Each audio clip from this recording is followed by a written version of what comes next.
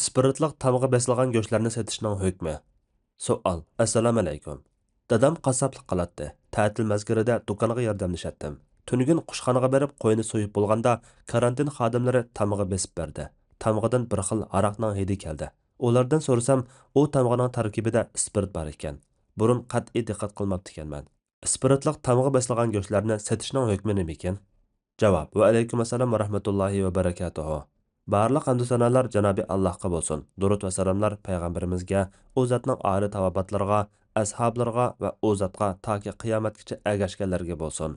Odatda go'sht setishda saqtiliq bo'lmasligi uchun har davlatdagi munosabatli o'rinlar sog'lom mollarni ko'zdan kechirib tekshirgandan keyin insonlarning iste'mol qilishiga munosib go'shtlarga tamg'a bosadi. Bu tamg'alarning tarkibiga ba'zida spirit, g'izo moddalariga ishlatadigan rang degandek moddalar kirdi ekan.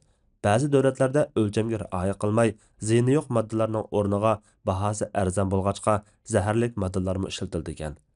Spiritning pokiz yoki nejisligi haqida olimlar o'rtasida ko'z qarash o'xshash bo'lmasimi, lekin yeb iste'mol qilsa zaharlik bo'lganligi jihatdan iste'mol qilishga bo'lmaydi. Lekin umum iste'molchilarning saqta, kasal, harom go'shtlarni iste'mol qilib qolmaslik uchun bu tamg'alarni besish umuman foydali ham zarur ish. Undaq tamg'a basmaganda o'zi o'lib qolgan, kasal va boshqa ziyonliq bo'lgan go'shtlarni setib, saqtalik qilish ehtimolligi bor.